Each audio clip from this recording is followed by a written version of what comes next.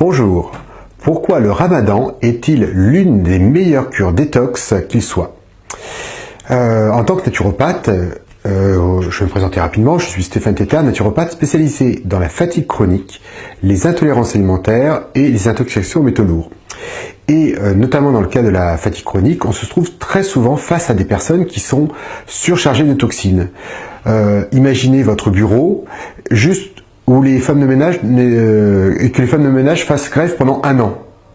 Eh bien, même si votre rapport n'a aucun rapport avec ce que font les femmes de ménage, eh bien, vous ne pourrez plus avancer correctement dans vos bureaux, tellement les choses seront encombrées. Eh bien, c'est ce qui arrive chez beaucoup de personnes après 30, 35, 40, 45, 50 ans, voire plus d'années sans le moindre nettoyage. Donc, en naturopathie, on recommande souvent les cures détox. Et quand certains de mes clients m'annoncent qu'ils sont de confession musulmane, je dis que c'est une super nouvelle, puisque le ramadan est donc justement l'une des meilleures cures détox possibles. Pourquoi?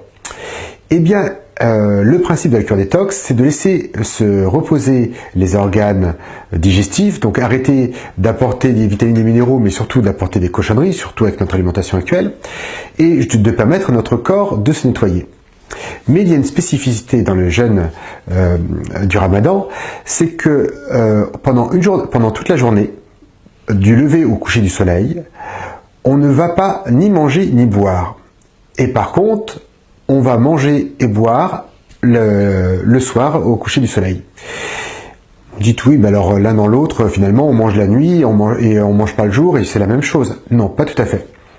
Déjà, le fait de ne pas manger pendant la journée, le système digestif se repose, il en profite pour se nettoyer. Mais c'est pas tout. Avec le fait de ne pas boire, fait que pendant ce jeûne-là, à un bout d'un moment, avec l'évaporation, ma transpiration, je vais perdre de l'eau. Donc je vais faire de la sueur, donc de l'eau. Donc au bout d'un moment, mon sang va manquer d'eau, va s'épaissir. Et donc mon corps va dire, oula, j'ai un petit problème, si le sang devient trop épais, il va plus circuler partout. Alors il faut savoir que dans le corps humain, nous avons 3 sources de liquide. Pour pas dire 3 sources, 3 fontaines. Le sang, donc on a environ 5 litres de sang. La lymphe, on a environ 10 litres de sang. Et notre stock de réserve, c'est 35 litres d'eau qui se trouve cachée, devinez où? Dans les cellules. La somme de l'eau contenue dans toutes les cellules de notre corps contiennent 35 litres d'eau, approximativement. Donc, qui permettent largement de rééquilibrer, de compenser ce qu'il y a dans la lymphe et dans le sang. Et donc, pendant le jeûne sec, pendant la période où je ne bois pas, eh bien, petit à petit, je perds mon eau, du sang et de la lymphe. Et donc, mon corps va dire aux cellules, bon, bah, écoutez, là, il faut participer parce que si on n'a plus assez de sang qui circule, on va avoir un problème. Donc, les cellules donnent de leurs os. Mais elles sont pas bêtes, elles en profitent pour se débarrasser des cochonneries. Donc, en réalité, les cellules se vident des cochonneries dans la lymphe, puis dans le sang. Ce qui fait que d'ailleurs les 2-3 premiers jours où il y a beaucoup de cochonneries stockées, les 2-3 premiers jours du ramadan peuvent mal se passer.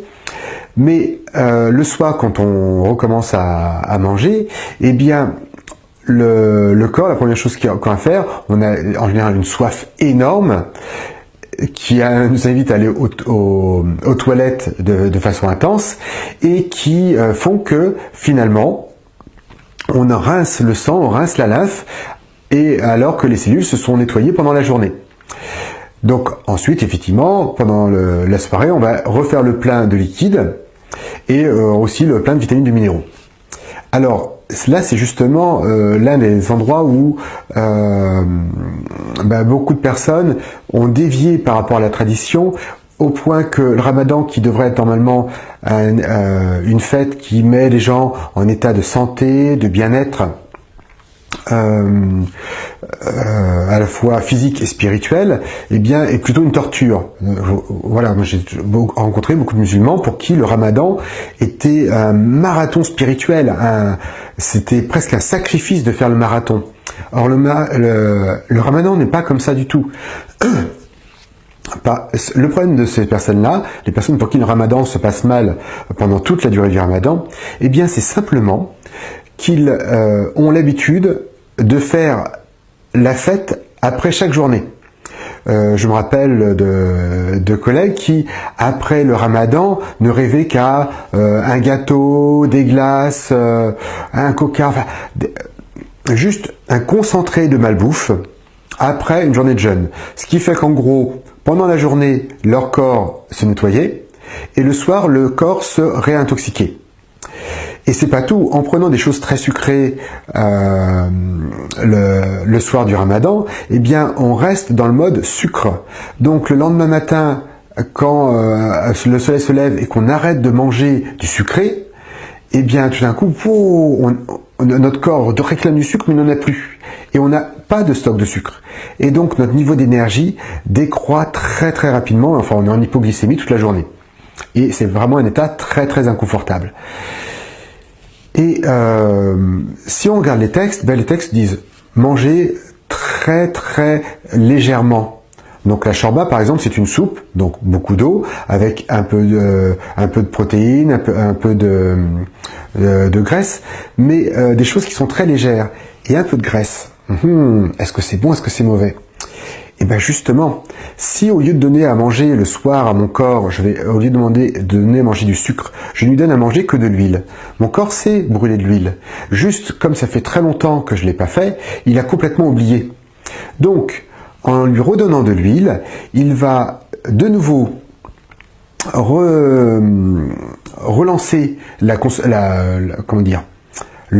consommation, le brûlage de graisse, et donc non seulement je me retrouve sans coup de pompe pendant la journée, mais en plus je me débarrasse des petits stocks que je peux avoir accumulés depuis la précédente période du ramadan.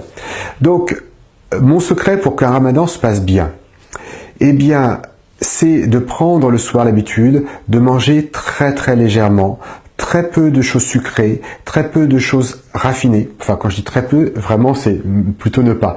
Donc, pas de sucre, pas de choses raffinées, pas de céréales raffinées et si possible, pas de céréales du tout.